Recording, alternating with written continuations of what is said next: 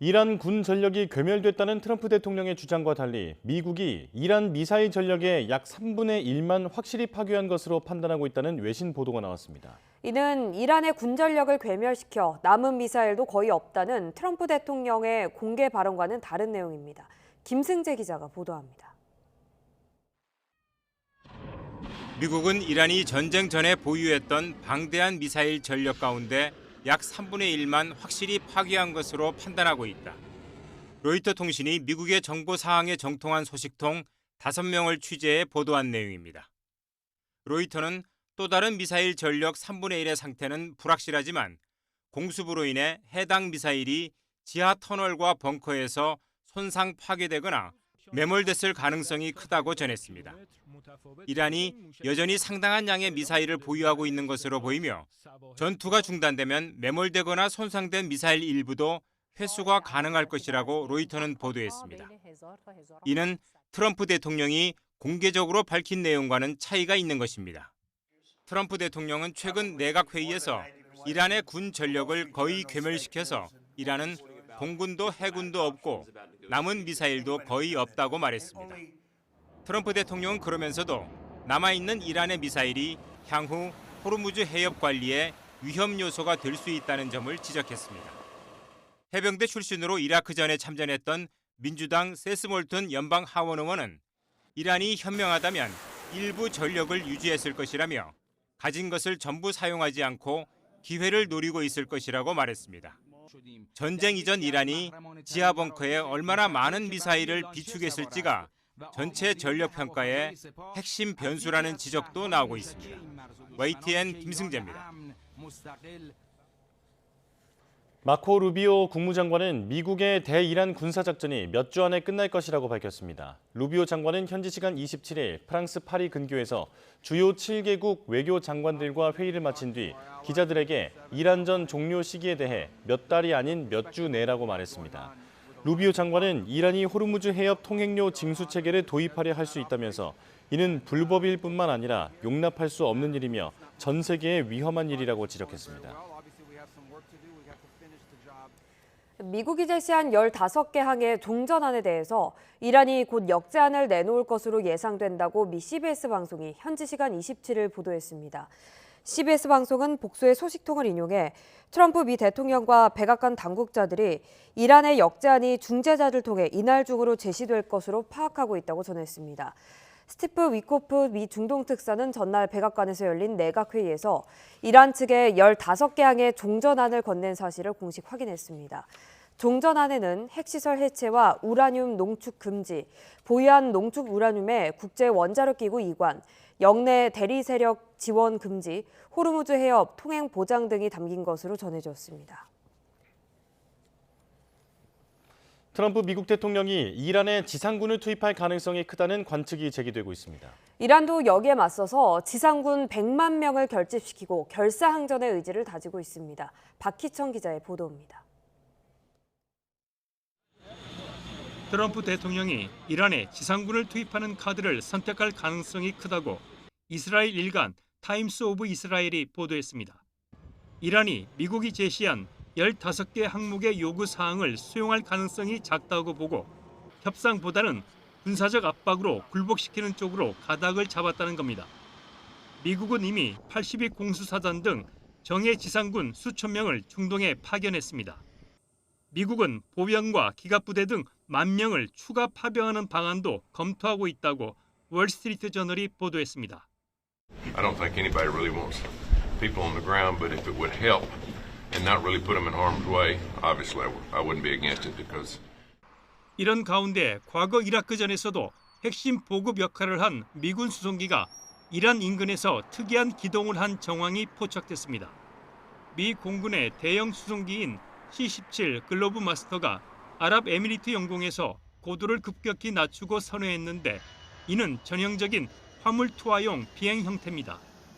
지상전 가능성이 커지면서 이란도 적극 대응에 나섰습니다.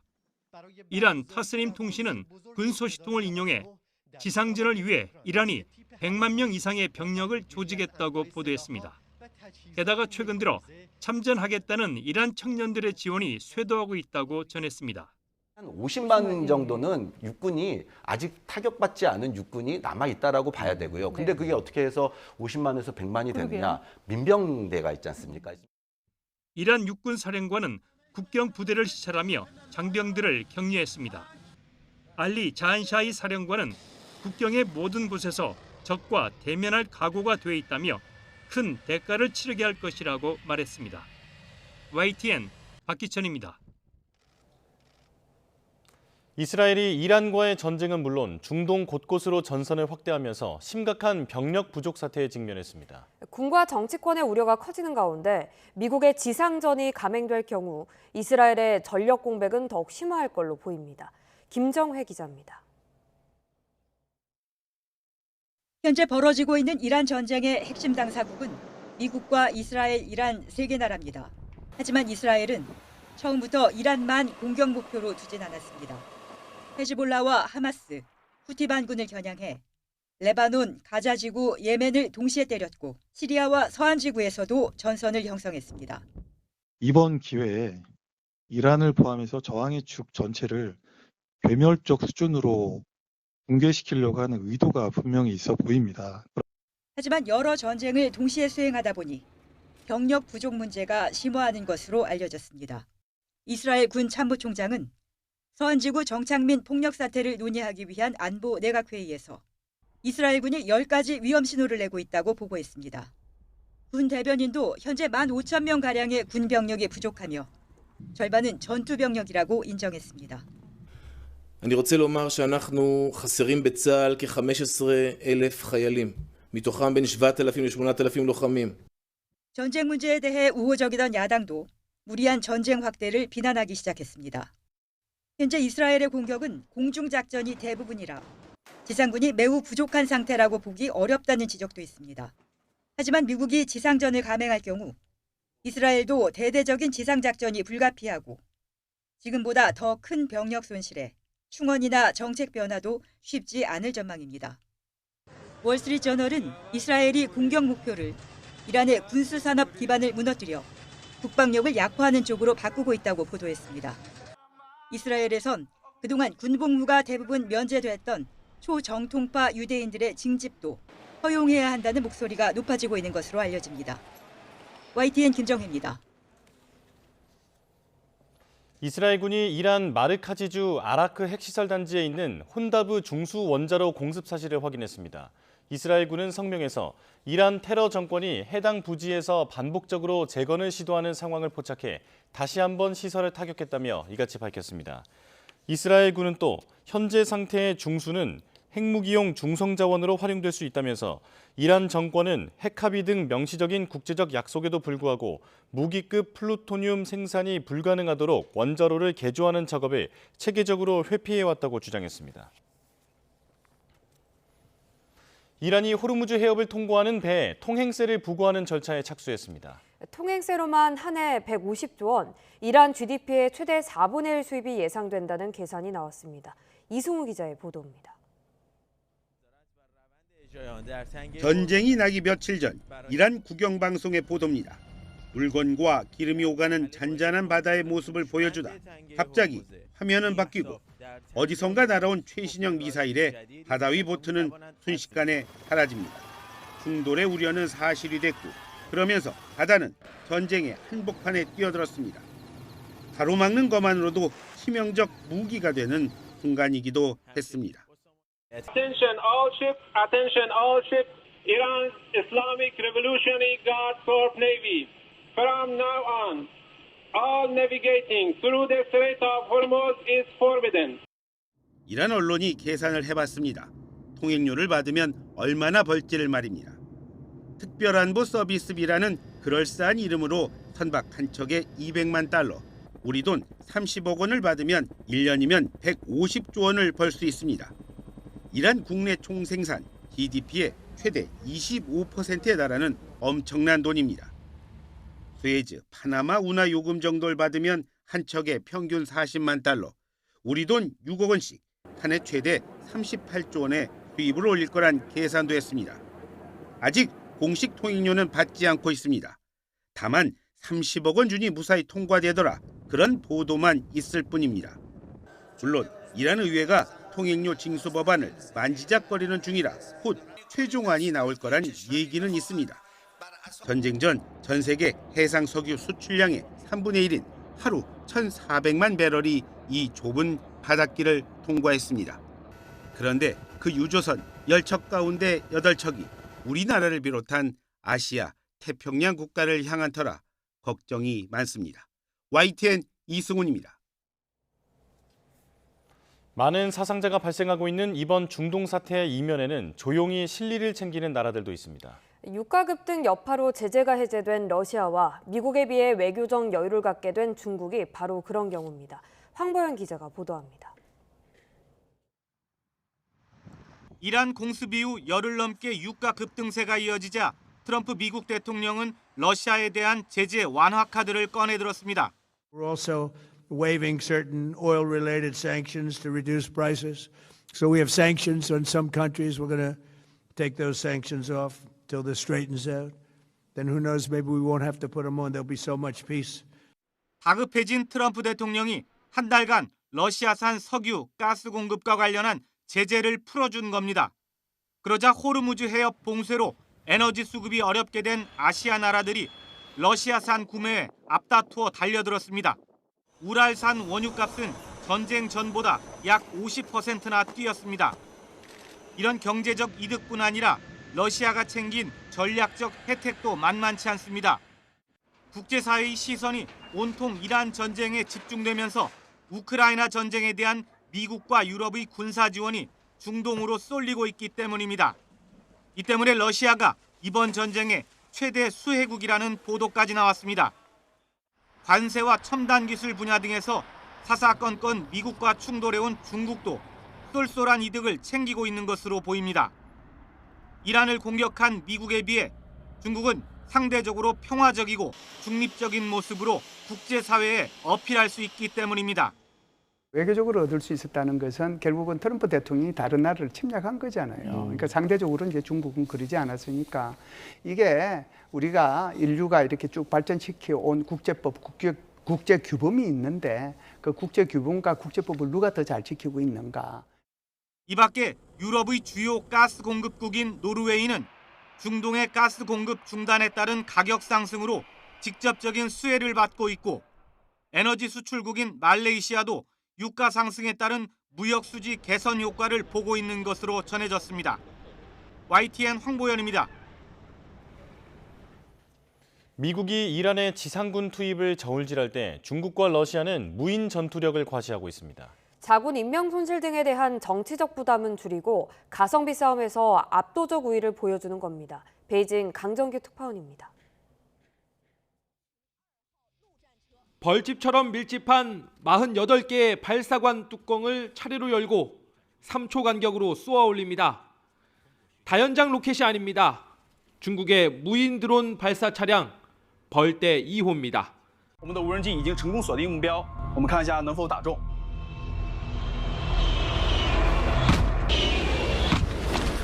지휘 차량 한 대가 드론 96기를 동시에 조정해 벌떼 공격을 퍼부을 수 있습니다.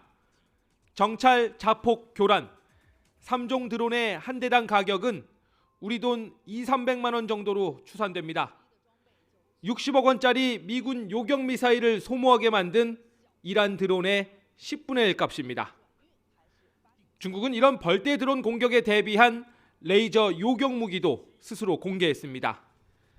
레이저를 한 번 쏘는 데 드는 비용은 전기료 200~300원 남짓. 가성비 싸움을 염두에 뒀습니다.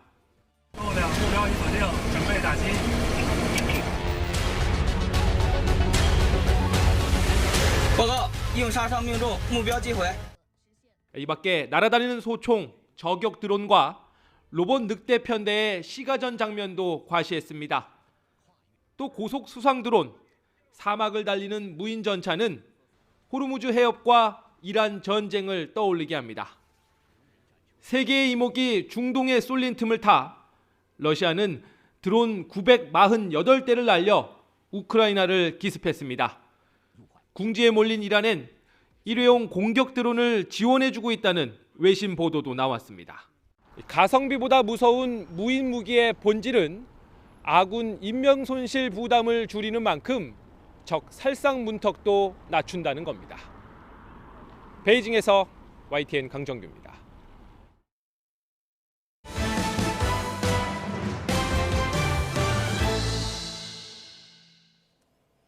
한국형 전투기 KF-21 첫 양산기가 최근 출고돼 실전 배치를 앞두고 있습니다.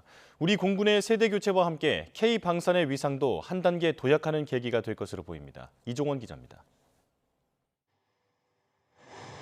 지난 25일 출고된 KF-21 양산 1호기입니다.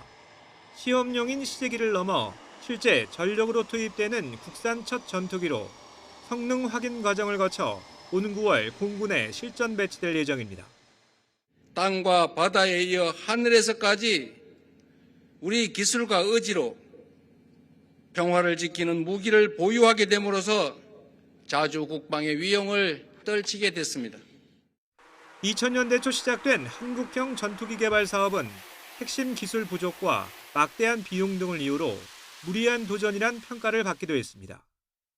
그러나 국내 기술진은 눈 역할을 하는 A사 레이더와 항전 장비 등을 자체 개발하며 난관을 돌파하는 등 2015년 개발 사업 승인 뒤 차근차근 이정표를 쌓아왔습니다. 특히 KF-21은 지난 2022년 첫 시험 비행에 성공한 이후 42개월 동안 1,600여 차례 비행 시험을 한 건의 사고 없이 수행했습니다. 완전한 스텔스기는 아니지만 최신 전자장비와 초음속 성능을 갖춘 4.5세대 전투기로 평가됩니다. 이미 퇴역한 F4 팬텀과 퇴역이 진행 중인 F5를 대체할 예정인데 F-35A 스텔스기와 F-15K 등과 함께 공군 전력의 핵심 축을 맡게 될 전망입니다. 미국에서 전투기를 도입하다 보면 수리나 정비 부분에서 문제가 좀 많았습니다. 이제 시간이 줄어들 것이고요. 이게 그러니까 결국은 우리 공군의 전투력 유지에 상당히 도움이 되는 거죠. 본격적인 실전 배치 단계에 접어들며 해외 시장에서도 관심이 뜨겁습니다. 조만간 인도네시아와 16대 수출을 위한 계약을 체결할 예정으로 다른 중동 국가 등에서도 이미 관심을 보이는 것으로 알려졌습니다. K9 자주포와 천궁 미사일 등에 이어 K방산이 날개를 단 셈인데 65% 정도인 KF-21의 국산화율을 좀 더 끌어올릴 수 있는 연구 개발과 지원은 과제로 남아 있습니다. YTN 이종원입니다. 이재명 대통령이 어제 서해 수호의 날을 맞아 대전 현충원을 찾은 데 이어 오후에는 취임 후 처음으로 전군 주요 지휘관 회의를 주재했습니다. 이 대통령은 전쟁이 없는 평화로운 한반도를 만들자고 강조한 뒤 최상의 군사 대비 태세를 유지해달라고 당부했습니다. 김문경 기자입니다. 서해 수호의 날을 맞아 이재명 대통령이 대전 현충원을 찾았습니다. 지난해 대선 후보 시절에 이어 두 번째로 기념식에 앞서 전사자 묘역도 참배했습니다. 이 대통령은 기념사에서 평화를 여러 번 언급하며 강력한 국방력으로 국민과 영토를 지키고 전쟁이 없는 한반도를 만들자고 강조했습니다. 전쟁과 적대의 걱정이 없는 평화로운 한반도를 만드는 일이야말로 서해 수호 영웅들이 우리에게 남긴 시대적 사명이라 믿습니다. 그러면서 대결과 긴장이라는 과거의 서해를 끝내고 공동성장과 공동번영의 새 역사를 쓰는데 온 힘을 다하는 것은 물론 아픔을 겪는 유족들이 생존 걱정까지 떠안는 일이 없도록 예우하겠다고 약속했습니다. 서해 수호의 날은 제2연평해전과 천안함 피격, 연평도 포격전 등 서해를 지키다 전사한 55명의 호국 영웅을 기리는 날로 여야 지도부 인사들도 대거 기념식장을 찾았습니다. 뒤이어 국방부에서 전군 주요 지휘관 회의를 주재한 이 대통령은 중동 사태와 북한의 DMZ 내 군사분계선, 국경선화 작업 등을 거론하며 최상의 군사 대비 태세를 갖춰달라고 당부했습니다. 엄중한 안보 상황에서 우리 군의 최우선의 책임은 적의 어떤 도발과 위협에도 대응할 수 있는 최상의 군사 대비 태세를 갖추는 것입니다. 그러면서 철통 같은 한미동맹이 한반도 평화와 안정의 필수 요소지만 과도한 의존은 금물이라며 자주국방의 결의를 다지는 것이 전작권 회복을 앞당길 것이라고 강조했습니다. 이어 스마트 강군과 선택적 모병제에 속도를 낼 것을 주문한 뒤 국군은 대통령의 군대가 아니라 국민의 군대라며 본연의 임무에 매진해달라고 언급했습니다. 이 대통령이 전군 주요 지휘관 회의를 주재한 건 새 정부 들어 이번이 처음입니다. YTN 김문경입니다. 국민의힘 장동혁 대표와 유승민 전 의원이 어제 국립대전현충원에서 열린 서해 수호의 날 기념식에서 우연히 만나 인사했습니다. 장 대표는 안부를 물으며 한 번 뵈면 좋겠다고 언급했지만 유 전 의원은 자신의 생각에는 변함이 없다는 뜻을 전달한 것으로 파악됐습니다. 장동혁 대표와 이정현 공천관리위원장은 최근 유 전 의원에게 경기지사 출마를 요청하며 직간접적인 연락을 취한 것으로 전해졌습니다. 더불어민주당이 출마 수순에 들어간 김부겸 전 국무총리를 염두에 두고 대구시장 후보를 추가 공모하기로 했습니다. 김 전 총리는 어제 정청래 대표와 만나 피하긴 힘들겠다는 말로 사실상 대구시장 출마를 수락했으며 오는 30일 입장을 내겠다고 예고했습니다. 대구시장 후보는 31일까지 신청받고 다음 달 3일 면접이 진행됩니다. 민주당은 부산시장 후보는 삼선의 전재수 의원과 이재성 전 부산시당 위원장의 2인 경선으로 선출하기로 했습니다. 또 경북도지사 후보로는 유일한 신청자인 오중기 전 포항북 지역위원장을 단수 공천했습니다. 이재명 대통령은 수입 차이가 수백만 원이나 나도 기초연금액은 똑같다며 좀 더 가난한 노인을 두텁게 지원하자고 제안했습니다. 정부는 우선 함께 기초연금을 받는 노인 부부의 감액 제도를 내년부터 개선하기로 했습니다. 권민석 기자의 보도입니다. 65세 이상 노인 가운데 소득 하위 70%는 기초연금으로 월 최대 34만 9,700원을 받습니다. 다른 재산이 없는 홀몸 노인은 매달 468만 원까지, 부부 합산으론 796만 원까지 근로소득을 올려도 공제 혜택으로 연금 대상이 됩니다. 노인 빈곤 완화를 위해 2014년 도입한 취지가 무색하게 중산층 어르신까지 기초연금을 받는 겁니다. 이 때문에 이재명 대통령은 하후 상박, 형편이 어려운 노인을 좀 더 지원해야 한다고 지적했습니다. 200 몇십만 원 월 소득이 있는 사람도 34만 원을 받는 거잖아요. 네. 그거 좀 이상한 것 같아요. 그 20만 원일 때는 이해를 했는데 네네. 30 몇만 원씩 하면서 재정 부담은 막 계속 몇 년, 1년에 몇 조씩 늘어나는데. 정부는 우선 부부가 모두 기초연금을 받으면 20%를 감액하는 방식부터 손볼 계획입니다. 독거노인보다 지출이 많은 노부부의 연금을 깎는 게 오히려 생계를 위협한다는 비판 때문입니다. 소득 하위 40% 노인 부부부터 감액률을 내년 15%, 2030년엔 10%까지 차츰 낮춰갈 방침입니다.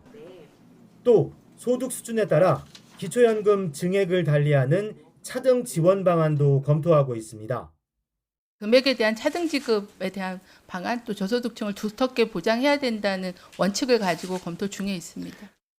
다만 부부 감액 제도를 단계적으로 폐지하면 2030년까지 16조 7천억 원이 더 들 거란 전망이 나옵니다. 이미 급속한 초고령화로 기초연금 예산은 12년 만에 4배 가까이 급증했고 2년 뒤엔 30조 원을 넘을 거로 보여 재정 부담을 줄일 속도감 있는 개편 논의가 필요합니다. YTN 권민석입니다. 재판 소원 시행 이후 헌법재판소에는 법원 확정 판결에 대한 헌법 소원이 잇따르고 있습니다. 재판 소원이 남발할 거라는 우려가 이어지는 가운데 헌재가 사전 심사를 통해 기준을 확립하는 게 최우선 과제라는 평가도 나옵니다. 이준엽 기자가 보도합니다. 유튜버 쯔양에게 수천만 원을 뜯어낸 혐의로 대법에서 징역 3년형이 확정된 유튜버 구제혁은 결과가 나오자마자 재판 소원을 예고하고 실제로 제기했습니다. 쯔양 측은 확정 판결로 얻은 기쁨이 잠시였다며 재판 장기화로 인한 고통을 호소했습니다. 대법원을 통해 확정된 가해자가 갑자기 확정되지 않은 가해자가 되었으며 피해자에게는 끝났다고 믿었던 고통이 다시 반복되는 상황이 초래되었습니다. 이재명 대통령의 조폭 연루설로 유죄가 확정된 장영하 변호사도 재판 소원에 나서겠다고 밝히는 등 헌법상 기본권에 대한 쟁점보다는 판결 불복에 초점을 맞춘 재판 소원 제기가 이어지며 사실상 사심제가 될 거란 우려가 가시화되고 있습니다. 여기에 재판 소원이 일주일 만에 100건 넘게 접수된 것으로 나타나며 남발로 인한 헌재의 과부하 가능성도 제기됩니다. 이미 제도가 도입된 해외 사례를 통해 살펴보면 이 같은 우려를 해소할 관건은 헌재의 사전 심사에 달렸다는 분석이 나옵니다. 독일의 경우 헌법적 중요성과 기본권 해석의 중요성을 따져 해당하는 경우에만 본안 소송에 보내고 스페인에서도 특별한 헌법적 중요성 요건을 입증해야만 사전 심사를 통과할 수 있습니다.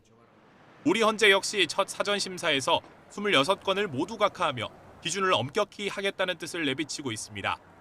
청구 사유를 갖추었다고 막연하고 추상적으로 주장하거나 실질적으로는 법원의 사실 인정 등을 다투는 경우, 재판 결과에 대한 단순한 불복에 불과한 경우 등에 걸러내는 기준도 제시했습니다. 향후 이런 기준에 부합하는 실제 사례가 쌓이면 재판 소원 제도도 안착할 수 있을 것으로 보입니다. YTN 이준엽입니다. 검찰이 시의원 공천을 대가로 1억 원을 주고받은 혐의를 받는 무소속 강선우 의원과 김경 전 서울시 의원을 구속 기소했습니다. 검찰은 금전을 대가로 공천권을 취득한 중대범죄라고 강조했습니다. 이만수 기자가 보도합니다. 더불어민주당을 탈당한 무소속 강선우 의원은 지난 2022년 서울 용산에 있는 호텔에서 김경 전 서울시 의원을 만났습니다. 검찰은 강 의원이 이 자리에서 김 전 시의원에게 1억 원이 담긴 쇼핑백을 건네받은 것으로 결론 내렸습니다. 지난 2022년 지방선거를 앞두고 시의원에 공천해달라는 부탁과 함께였습니다. 강 의원은 받은 돈을 부동산 계약과 관련해 사적으로 사용한 것으로 파악됐고 검찰은 해당 금액 전액을 수징보전 청구했습니다. 강선우 의원과 김경 전 서울시 의원을 구속 기소하고 강 의원의 전 보좌관을 불구속 기소하며 검찰은 그동안의 수사 과정도 자세히 밝혔습니다. 검찰은 먼저 계좌와 포렌식 자료 분석, 호텔 현장 검증 등을 통해 추가 증거를 광범위하게 수집했다고 설명했습니다.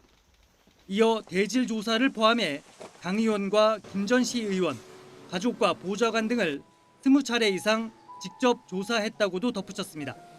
검찰은 민주주의의 근간인 공천 과정에서 금전을 대가로 공천권을 취득한 중대 범죄라며 공소 유지에 만전을 기할 것이라고 강조했습니다. YTN 이만수입니다.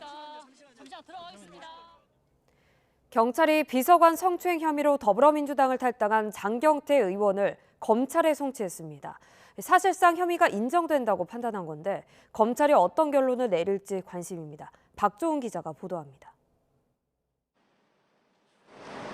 지난 19일 당시 더불어민주당 소속이었던 장경태 의원은 경찰 수사심의위에 출석하면서 비서관 성추행 혐의를 강하게 부인했습니다. 저는 많은 자료를 제출했고 많은 증거를 확보하고 있습니다. 부디 수사심의위원회에서 엄격하게 결정을 내려주셨으면 좋겠습니다. 무혐의를 자신한 장경태 의원의 요청에 따라 소집됐지만 수사심의위는 장 의원의 성추행 혐의를 송치해야 한다고 결론 내렸습니다. 자신의 바람과 다른 결과가 나오자 장 의원은 결백을 입증하고 돌아오겠다며 민주당을 탈당했습니다.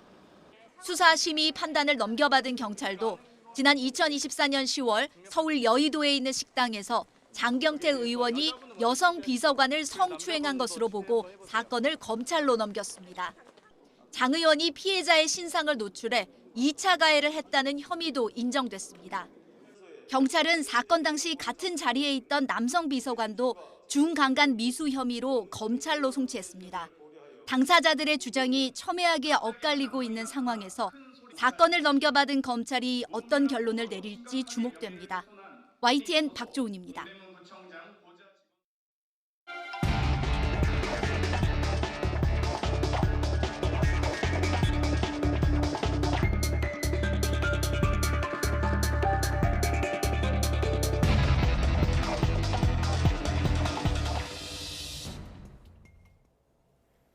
한 달간 이어진 이란 전쟁은 우리 외교와 안보에도 상당한 영향을 미치고 있습니다. 주한미군 방공전력 일부가 중동으로 차출되면서 대북 대비 태세의 부담이 커졌고 호르무즈 해협에 함정을 보내달라는 미국의 요구에도 직면했습니다. 이동우 기자가 보도합니다. 트럼프 미국 대통령은 이란이 장악한 원유 수송로 호르무즈 해협 보호를 위해 한국을 포함한 몇 개 나라에 군함 파병을 요청했습니다. 하지만 반응이 미온적이자 주한미군을 직접 거론하는 등 불만을 드러냈습니다. We have 45,000 troops in South Korea. We defend all these countries. And then, do you have any minesweepers? And they say, well, would it be possible for us not to get involved? 청와대는 당장 결론 짓기보다는 미국과 소통하며 숙고해보겠다는 입장입니다. 한미 간에 충분한 시간을 갖고 충분한 논의를 한두 결정돼야 될 사안이라고 봅니다. 그래서 신중하게 좀 결정할 것이고. 다만 지난 2020년 1월 청해부대의 호르무즈 해협 투입 과정 등을 살펴보고 있습니다.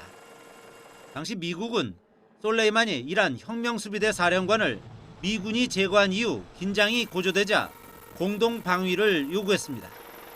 하지만 방어 능력이 부족한 청해부대 대신에 7,000톤급 이상 구축함이나 기뢰 제거용 소해함 등이 파견 대상으로 거론되고 있습니다. 전쟁이 장기화한다면 파병 요구는 더욱 거세질 것으로 보입니다. 이에 앞서 주한미군의 패트리엇과 고고도 미사일 방어 체계인 사드 등 방공 무기가 중동으로 차출된 것으로 알려졌습니다. 일부 방공 무기를 반출하는 것에 대해서 우리는 반대 의견을 내고는 있지만 또 우리 의견대로도 전적으로 관철할 수 없는 것도 엄연한 현실입니다. 전쟁이 지상전으로 확대될 경우 주한미군이 보유한 에이테크스 등 지상 무기와 병력까지 파견될 수도 있습니다. 이런 가운데 한미 간에 진행될 예정이던 원자력 협력과 핵 추진 잠수함 도입 논의도 유탄을 맞아 진전이 없는 상태입니다. 결국 미국과 이란 간의 전쟁은 한국의 외교와 안보 상황에도 적지 않은 파장을 만들어내고 있습니다. YTN 이동호입니다.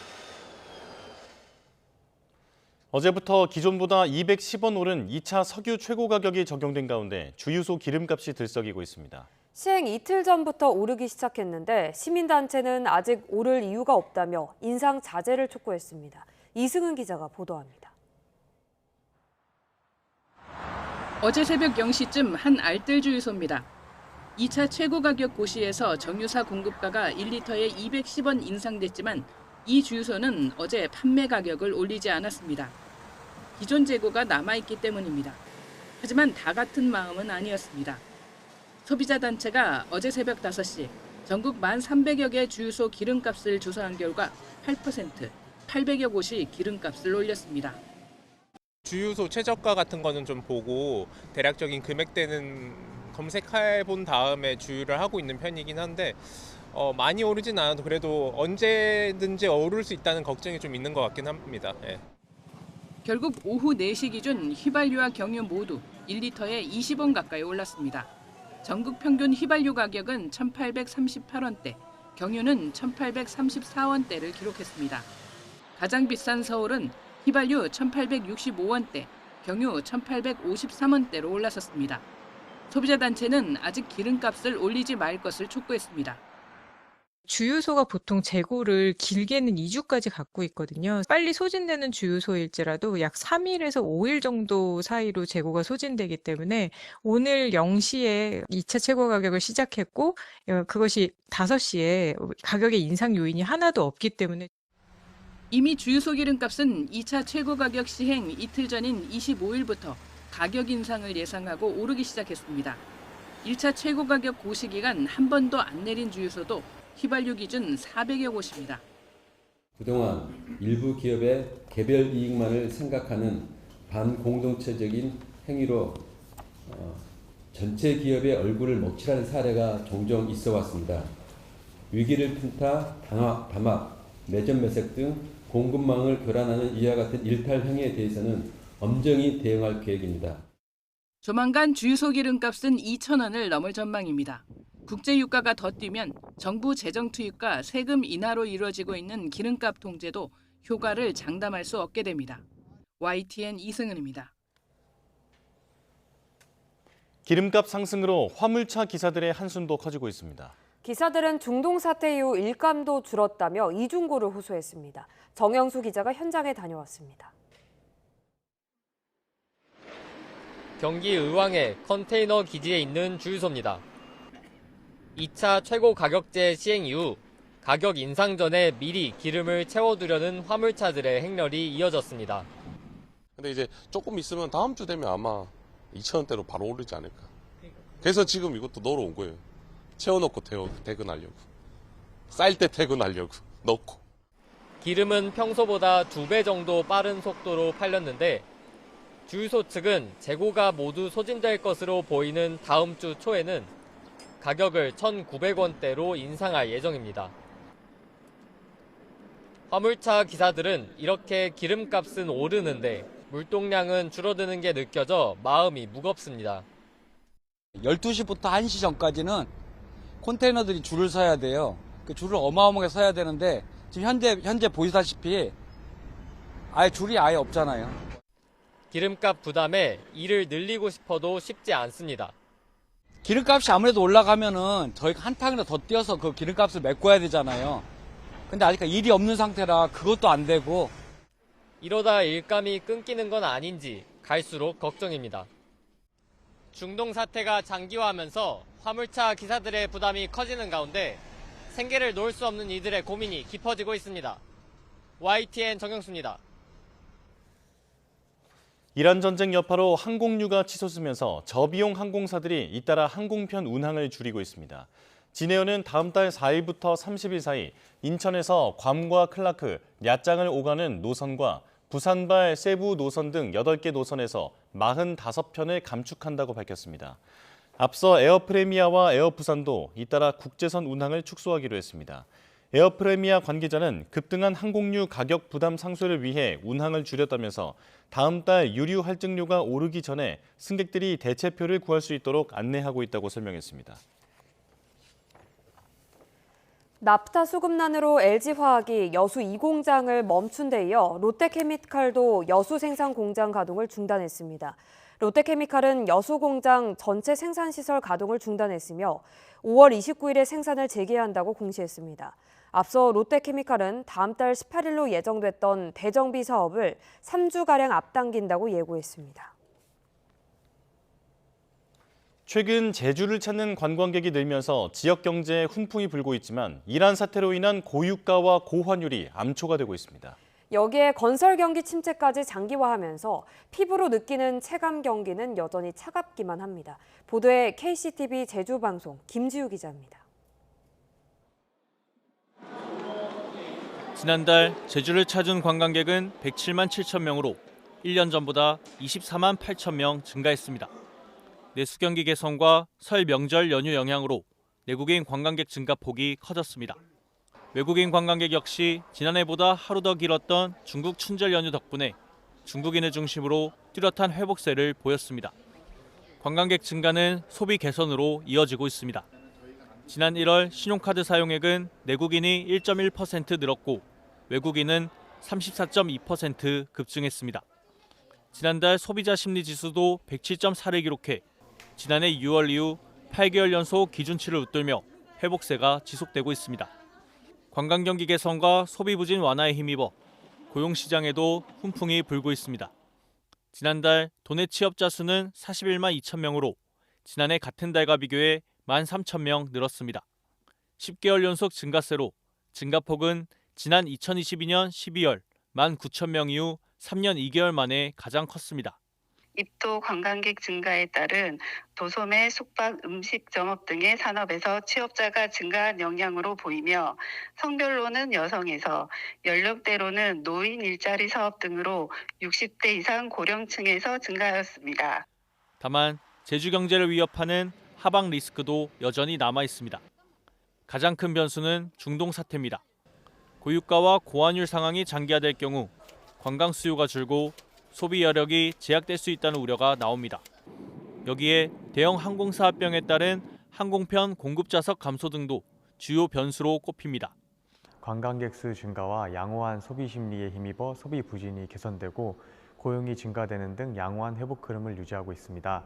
다만 중동 사태가 장기화되어 고유가, 고환율 상황이 지속될 경우 제주 여행 수요가 둔화되고 도민들의 소비 여력이 제한되는 등 하방 리스크도 상존하고 있습니다. 게다가 제주 경제의 핵심 축인 건설과 부동산 경기도 좀처럼 살아날 기미가 보이지 않습니다. 이로 인해 각종 지표가 개선되고 있지만 도민들이 체감하는 경기 회복은 여전히 더디기만 합니다. KCTV 뉴스 김지우입니다. 최근 서울 강북권 등 외곽 지역에서는 대단지 아파트에서조차 전세 구하기가 쉽지 않습니다. 입주 물량 부족, 실거주 의무 규제 등에 따라 전세 공급이 급격히 줄었기 때문인데요. 실거주 수요가 많은 중저가 외곽 지역 타격이 커서 무주택자들의 주거 불안이 우려됩니다. 차유정 기자입니다. 서울 관악구에 3,000세대가 넘는 대단지 아파트. 현재 전세 매물은 단 한 건 올라와 있는데 그것마저도 최근 계약된 것으로 알려졌습니다. 대부분은 연장을 하셔서 새로운 매물들이 나오지 않고 있다. 이렇게 보시면 되고 현재 집값들이 좀 안정이 돼야 또 그나마 있는 분들도 또 거기서 빼가지고 매수를 해서 움직이시지 않을까라고 생각합니다. 서울 노원구의 4,000세대 가까운 재건축 추진단지 역시 시장에 나온 전세 물건은 단 한 건. 대단지임에도 전세 매물이 거의 사라져버린 아파트들이 서울 곳곳에 등장하고 있습니다. 특히 외곽, 중저가 지역에서 전세 매물 감소 속도가 두드러지는 모습입니다. 서울 아파트 전세 매물은 1년 전보다 40% 줄었고 특히 성북구와 중랑, 관악구 등에서 급감했습니다. 수치가 높을수록 매물 품귀가 심하다는 걸 뜻하는 전세 수급 상황을 보면 강북은 180 이상으로 강남보다 높습니다. 가장 큰 이유는 토어제 확대에 따른 실거주 의무 규제로 갭투자 매물이 많았던 서울 중저가 지역에 신규 전세 공급이 급감했기 때문입니다. 갱신 재계약 확대 여파도 있습니다. 최근 서울 아파트 임대차 시장에서는 기존 세입자가 놀러왔는 재계약 비중이 절반을 넘어섰는데 외곽 지역은 세입자 이동이 잦아 신규 전세 거래 비중이 높았던 만큼 상대적으로 매물 감소폭이 더 크게 나타났습니다. 주로 중소형 면적이 많고 또 임대차 관련한 수요가 많은 부분들이 아무래도 임대료 수준이 상대적으로 낮은 서울의 외곽 지역입니다. 전세가가 오를 때는 이제 갱신권 사용을 많이 하셔서 신규 출애 매물이 감소하는 이슈가 있을 것 같고요. 다주택자 양도세 중과 부과를 앞두고 세입자 있는 집을 내놓는 매도가 증가하자 기존 세입자들이 가격 접근이 수월한 외곽으로 쏠리면서 공급 부족을 자극한다는 시각도 있습니다. 신규 입주 물량 부족이라는 현실 앞 전셋값이 꿈틀거리면서 무주택 세입자들의 주거 불안에 대해서도 살펴봐야 한다는 목소리가 높습니다. YTN 차유정입니다. 청주국제공항의 지난달 이용객 수가 지난해보다 40% 넘게 증가했습니다. 충청권은 물론 경기 남부와 호남의 여행 수요까지 흡수하면서 중부권 거점 공항으로서 이용 권역도 넓어지고 있습니다. 김기수 기자입니다. 청주국제공항 국제선 입국장으로 단체 여행객들이 들어옵니다. 비행기표를 밟고 나는 곳부터 출국장, 식당가 곳곳이 공항 이용객들로 붐빕니다. 지난달 청주공항을 찾은 이용객은 모두 43만 명으로 지난해 같은 기간보다 44%나 늘었습니다. 이전에는 인근 충청권 주민이 줄을 이뤘지만 최근엔 접근성을 무기로 경기 남부와 호남 지역 이용객까지 끌어모으고 있습니다. 충청권에서 좀 들어왔었는데 요즘에는 경기도 남부 쪽이나 아니면 호남 쪽 그쪽에서도 좀 많이 들어오고 있습니다. 공항이 작지만 그래도 이제 빠른 수속이나 이런 것도 좋고 올해 누적 이용객 수도 벌써 90만 명을 돌파한 상황. 특히 일본과 동남아 등 중단거리 노선이 잇따라 신설되면서 국제선 증가율은 전국 공항 가운데 1위를 기록했습니다. 충청북도는 청주공항의 활성화가 지역 경제의 기폭제가 되고 있다고 보고 주차 빌딩 증축 등 인프라 개선에 속도를 내고 있습니다. 경제인들께서 일본이라든지 중국이라든지 가까운 지역은 여기서 오전에 출발해서 이를 보고 오후에 들어올 수 있는 노선까지도 청주국제공항이 비즈니스 공항으로서 역할을 하고 있다고 봅니다. 현재 추진 중인 민간 전용 활주로 신설까지 성사될 경우 청주공항은 명실상부한 중부권 허브 공항으로 거듭날 전망입니다. YTN 김기수입니다.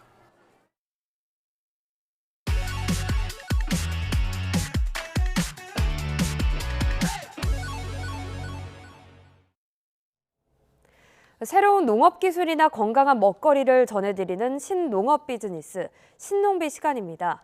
오늘은 단호박 등 100% 우리 농산물을 쪄서 만드는 걸쭉한 웰빙 음료 이야기입니다. 오점곤 기자가 취재했습니다. 칼로리가 낮아서 웰빙 다이어트 식품으로 알려진 단호박. 이 단호박을 잘 씻어서 절단한 뒤에 찌는 작업을 거칩니다. 이후에 분쇄 과정을 거쳐서 마와 생우유를 섞으면 간편하게 마실 수 있는 웰빙 음료가 됩니다. 네, 원재료인 단호박은 100% 국산만 사용합니다. 전부 다 이곳 무안 지역에서 생산되는 단호박입니다. 다른 걸 섞지 않고 오로지 무안 단호박과 우유만을 넣기 때문에 음료의 맛은 진하면서도 걸쭉한 느낌입니다. 설탕이나 인공색소, 그다음 첨가물 등이 전혀 들어가져 있지 않고요. 원료 그대로를 첨가해가지고 건강한 음료로 만들고 있습니다. 이 웰빙 음료는 40, 50대 여성과 MZ세대에서 다이어트 식품으로 입소문을 타면서 요즘 주문량이 크게 늘었습니다. 아침에 식사 대용으로 다이어트 할 때 많이 먹고 있거든요. 그래서 포만감 있고 괜찮아요. 식사 대용으로 네네. 특히 백화점 유통이 크게 늘어서 전체 음료 매출의 80%가량이 오프라인 매장으로 나갑니다. 한국농업기술진흥원은 소비자 취향에 맞춘 건강기능성 음료와 식품을 개발하는 농산업체를 확대 선발하여 지역 농산물 소비 촉진에 기여할 예정입니다. 이 업체는 단호박뿐만 아니라 고구마와 마, 연근을 섞은 음료, 밤과 우유만을 섞은 음료 등도 개발하면서 이른바 걸쭉한 웰빙 음료의 영역을 넓혀가고 있습니다. YTN 오점권입니다. 겨울철 이상기온으로 꿀벌들이 겨울잠에서 깨어나 집단 폐사하는 일이 잦아지고 있습니다. 농촌진흥청이 꿀벌의 안전한 겨울잠을 돕는 월동기술 2가지를 새로 개발했습니다. 보도에 최명신 기자입니다. 컨테이너 모양의 저장고에 벌통들이 가지런히 쌓여 있습니다. 온도는 5도 안팎, 습도는 70% 이하로 정밀하게 관리됩니다. 겨울철 낮 기온이 12도 이상으로 사흘만 이어져도 여왕벌은 봄이 온 줄 착각해 알을 낳기 시작합니다. 일벌의 수명은 150일에서 40일로 급격히 줄고 봄이 오기 전에 무리 전체가 붕괴됩니다. 이를 막기 위해서 개발된 게 바로 꿀벌 월동 저장고입니다. 냉동기 팬 속도는 낮추고 공기 순환 팬은 높여 공기 중 수분을 성해로 만들어 제거하는 특수 제습 기술을 적용했습니다. 저소음 모터와 꿀벌 눈에 보이지 않는 붉은 조명으로 수면 방해도 최소화했습니다. 특히 저온 저장고 같은 경우에는 제습 조절이 상당히 어렵고 겨울철 초기 12월, 11월에서 12월 사이에 이제 비가 잦은 경우로 이제 습도가 많이 올라가는 경우가 발생합니다. 그 부분들을 잡아주기 위한 기술들이 들어가 있습니다. 야외에서 벌통을 관리하는 농가를 위한 물주머니 보온 기술도 개발됐습니다. 철가루의 일종인 마그네타이트를 섞은 물주머니로 벌통을 감싸는 방식입니다. 밤에는 물이 열며 열을 내뿜고 낮에는 녹으며 열을 흡수하는 이른바 자멸 원리를 이용해 벌통의 온도 변화 폭을 절반 이하로 줄여줍니다. 자멸제를 안 한 벌통은 봄벌 깨울 때 조금 약한 부분이 있는 것 같더라고요. 그리고 자멸제를 한 벌통은 봄벌 깨울 때 벌 자체가 좀 왕성하게 깨어진 것 같습니다. 네. 농진청은 2027년까지 현장 실증을 거쳐 2028년부터 전국 양봉농가에 본격 보급할 계획입니다. YTN 최명신입니다. 농촌진흥청은 들깨종자의 무게와 색 등 주요 형질을 조절하는 핵심 유전자를 규명해 품질 향상과 신품종 육성에 필요한 데이터를 확보했다고 밝혔습니다. 고종철 농업유전자원센터 센터장은 전통 재래종부터 야생형까지 폭넓은 유전자원을 활용해 들깨종자 형질의 유전적 변이 원인을 구체적으로 규명한 국내 첫 사례라고 말했습니다. 농촌진흥청은 고온 다습한 환경으로 일부 벽지 발화 속도가 예년보다 일일 지연될 것으로 보인다면서 모내기를 준비하는 농가에 벽지 발화 상태를 꼼꼼히 점검해달라고 당부했습니다. 농진청은 종자 품질 저하가 우려되는 특수한 상황이라면서 벽지 발화율이 안정적으로 유지될 수 있도록 농가 교육과 홍보 등을 강화해 철저한 육모 관리를 지원할 것을 밝혔습니다.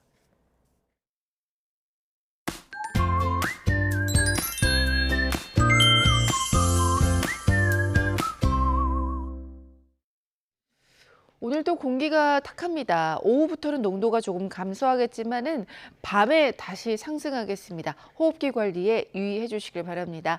오늘도 예년보다 높은 기온으로 시작하고 있습니다. 현재 서울 기온은 7도, 낮에는 21도까지 올라서 계절의 시계가 한 달가량 앞서갈 것으로 보입니다. 중부와 경북을 중심으로는 건조한 날씨가 이어지고 있습니다. 여기에 바람까지 불어서 화재 위험이 높으니까요. 불조심해 주시길 바랍니다. 서해안은 오늘 오전까지 짙은 안개가 끼겠고 인천공항과 양양공항은 저시정 경보도 내려져 있습니다. 미리 운항 정보 확인해 주시길 바랍니다. 현재 기온 살펴보면 춘천이 3.7도, 대구는 벌써 13.1도까지 올라 있고요. 낮 기온은 춘천이 22도, 대전 21도, 대구 23도로 예상되고 있습니다. 날씨였습니다. 뉴스타트 1부 마칩니다. 잠시 후 2부가 이어집니다. 시청해주신 여러분 고맙습니다.